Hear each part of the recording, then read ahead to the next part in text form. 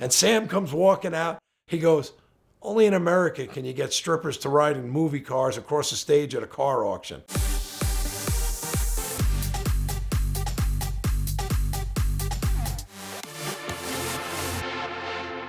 You ever meet a guy that's running at 7,000 RPM, bouncing off the rev limiter all day long?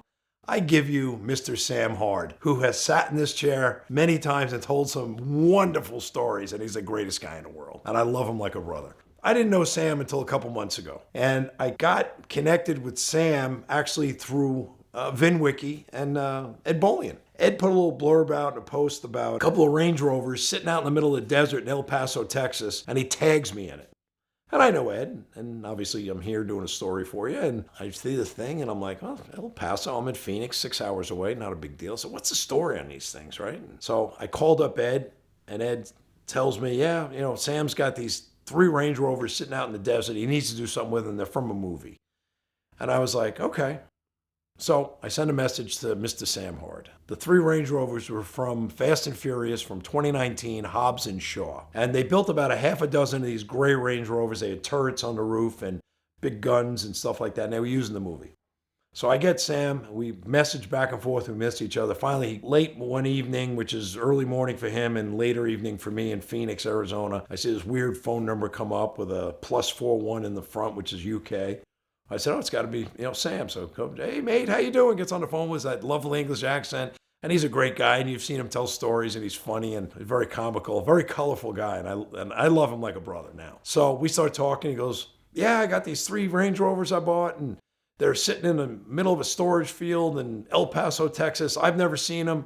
I bought them on the whim on the internet, on the marketplace. He goes, I got to get rid of them. I got to do something with them. I'm like, all right. And as I'm talking to him, I'm Googling on the computer. I was like, yeah, I said, I see it. I said, now I got to watch the movie and see what the story is on it. I said, what do you want to do? He goes, I don't know. He goes, I'm not going to get them to the UK. He goes, the drivetrain's got to be worth something. One of them's a supercharged Land Rover. He goes, the other 2 are regular, naturally aspirated. I said, did they run? He goes, well, they did. So how long were they sitting? He goes, probably about 5 years. He bought them before COVID.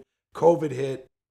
As we know, the whole world got turned upside down for a couple of years, and he didn't know what to do with them. He was tired of paying storage on them. The storage guy is a good friend of his. He wasn't really charging him anymore. I said, okay, the wheels are going in my head. And I'm in the car business, and I do a lot of wheeling and dealing, buying and selling. I said, here's what we're going to do. This is all happening in real time on the first conversation. I said, I'm going to go get those 3 Range Rovers for you.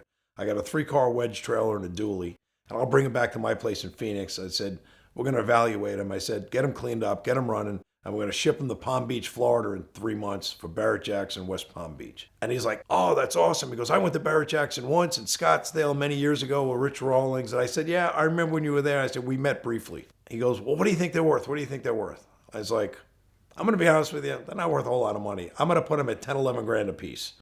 I said, we'll sell all 3 of them as a package. It'd be 30, 35 grand. Somebody will buy it. Somebody with a collection will stick them in the back, put a couple signs on them, and I got a piece of movie memorabilia.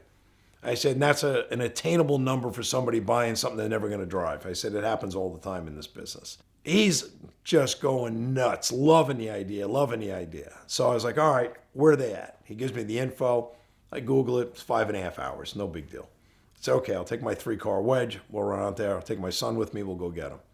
I call his contact out there. I drive out one morning, find him. One sitting here, one sitting there. It's in this fenced-in, windy day in El Paso. No windows in these things, or they're down. The turrets are wide open to the cockpits. There's like that much sand inside every one of them. The guy that I was dealing with, he didn't know much about them, just that they were parked here. The guy that actually owned the storage lot, who Sam knew wasn't around. And he goes, I got keys for him. He goes, but then the batteries are dead. He goes, these things have been sitting for years. I said, you know what? Can we use your truck? Let's drag them out. Get them in line. I'm just going to winch them up on my trailer, which is what we did. 2 of them had flats. So I said, boom, get them up. I'm leaving, stop for a little bit of lunch. I'm looking at them going, what did I get myself into? I said, this might turn out to do one of 2 things. Either going to be a great time at Barrett Jackson, and me and Sam are going to have fun. We're going to sell these cars and make a few bucks because we agreed on a kind of a split the profit deal. Or it's just going to also lead to a great VINwiki story. So here we are. Now I'm back in Phoenix. I left at 4 in the morning. I got there about 9, loaded up. By noon, 1 o'clock, we're back. It's 5 o'clock at night. I'm back in Phoenix. My buddy owns an auto repair shop across the way. my buddy Rick. I'm like, dude, I said, here's the deal. I said, I'm busy right now getting ready for Barrett-Jackson January. This is around December of 24.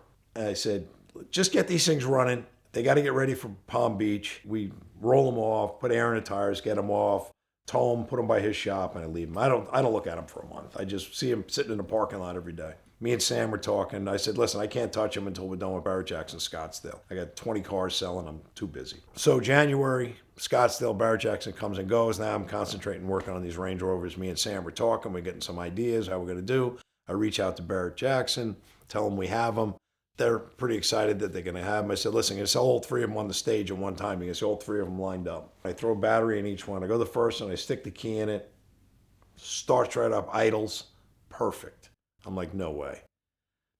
Windows still work. The interior is mostly gutted. It's got a turd on the roof, wide open to the exposed. It's that much dirt in the thing. But it ran, put it in reverse, it backs up, put it in drive. I said, okay, all right, take it for a ride around the block. I said, we're done. I even turned the air conditioning on. The air conditioning worked.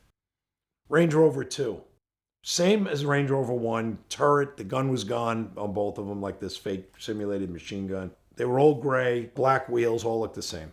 Second one, no run. Crank, nothing. All right, this one's going to need a fuel pump. Fortunately, those things, fuel pump's pretty easy. Flip out the back seat, take a cover off, you expose it, pull it out. We put a fuel pump in it. Next day, get a fuel pump in, starts right up. The fuel pump from Range Rover was $900. Amazon, $136. I bought an Amazon fuel pump. Matter of fact, not only buy one, I ended up buying three because I figured the one in the first Range Rover that was running and driving is going to take crap on me. We're going to have to change it out anyway. Next day, that thing's good. Run it, drive it. The third Range Rover, number 3, had the turret blown off of it. The right side window post and the whole right side of the roof was crushed down. If you watch the movie, 34 minutes and 12 seconds into the movie, there's a scene where all three of these Range Rovers are coming in and the bad guys are blowing up, the good guys, and they're fighting and shooting at each other. Well, they blow up one of the one Range Rover. It flips in the air and it lands on top of another Range Rover. We had the one that when it flipped, it landed on it. We had the one that it got landed on, not the one that was up in the air. The one that was up in the air would have had, in the bottom of the truck, it would have had an air cannon, which is what they used to blow them up. And it didn't have the air cannon in it. So after watching the movie and rewinding it, looking at it, rewinding it, I realized we had the one that the car landed on the other car, which is cool. It ran and drove. Key never worked. You couldn't get the key deep enough in the ignition to make it turn. I was like, what's up? Blowing it out, cleaning it out, WD-40, picking it with a long, thin, straightened out paper clip, and I'm trying to get the dirt out of it, and I just can't get it. I call a locksmith. Locksmith comes in. He's not familiar with it. He can't get it to work. So I'm like, I'm going to fix this thing myself, right? I rip the console out. The ignition's on the console in those cars. I pull the console out, and it's got a wire, a switch, a plug, this and that, and you can't just jump it out. So I gut the thing and I make it so it can turn, and then I put the switch back together. I take a screwdriver, I hammer it back in the hole, it turns, and then I have to mount the neutral safety switch to it that's connected to the shifter. And I put a cable on it because that used to pull the cable when you turn the key. It's a typical British vehicle. It's just over-engineered and it doesn't last long. It doesn't work very well. I make it work. Screwdriver turns the ignition, it'll start it, but you had to pull this cable. You did that and it worked. And it ran fine. Put a fuel pump in it. It ran fine. I said, you know what? I'm going to go get some lunch. I take this thing for lunch. Crushed roof, window blown out of it. I take it about a half a mile from my shop. I go to a local hamburger joint, and I'm sitting at the light, and a guy pulls up. He goes, you okay? And I'm like, yeah. We rolled it back on its wheels, and I got to get to the hospital. And he goes, oh, man. And he drives away, and I'm laughing. He thought I just wrecked the thing. I pulled in the hamburger joint, people looking at us, and it's a movie prop car, and that was it. They had a little fun with it. I told Sam the story. Sam couldn't believe it. He was laughing. We put them on a truck. That's the second part of this story. They were so tall with the turrets on the roof, no transporter wanted to haul them, too big to put inside an enclosed transport. I finally find one guy with a 7-car hauler that was willing just to take my 3 and the other 2 he could put on the cab, but it cost us a bunch of money to ship them down there. And he was worried about the turrets falling off and this and that, and I made these imitation machine guns that went back on it, and we sent them down to Florida. Now, they're on their way to Florida. I fly to Florida. I get there. All 3 of them are lined up in the tent. They came off. They started. They moved. They did exactly what they were supposed to do. Sam shows up, running at 10,000 RPM for 3 days, and we were having a great time. And he's all nervous if they're going to make any money and if he's going to lose money. I said, trust me, we're going to come out making money on this deal. Cars roll up. we got some pretty good hype. We got Tyler Hoovie's there doing his commentary with Barrett. April Rose is there, as you know, with Barrett Jackson. So they hyped it up. Local news station came in and did a story on it. So they're getting some pretty good play at the auction. I think I did a pretty good job.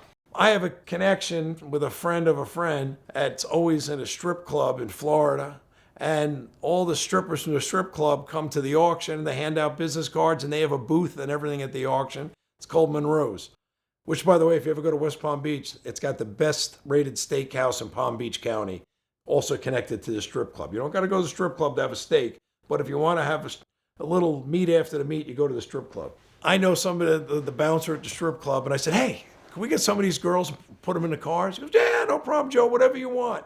So I picked 3-4 girls. They're standing up to the turrets, and they're handing out their business cards, and Sam comes walking out. He goes, only in America can you get strippers to ride in movie cars across the stage at a car auction.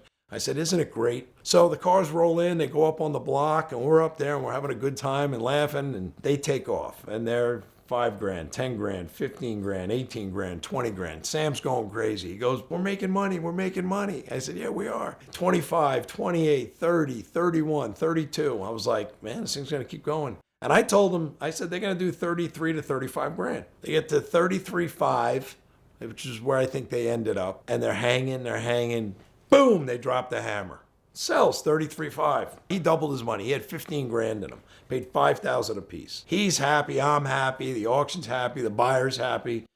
They leave. Time goes on, and Sam goes back to the UK, and we stay in touch. And time goes on, and he calls me up. He goes, hey, go on, bring a trailer. So I go and bring a trailer. There's the 3 Range Rovers. They had reserves. They didn't sell. They bid to about 5,000 or 6,000 a piece. They don't sell. All right. I see him advertise for sale. The seller's trying to sell the package for about 50 or 60 grand.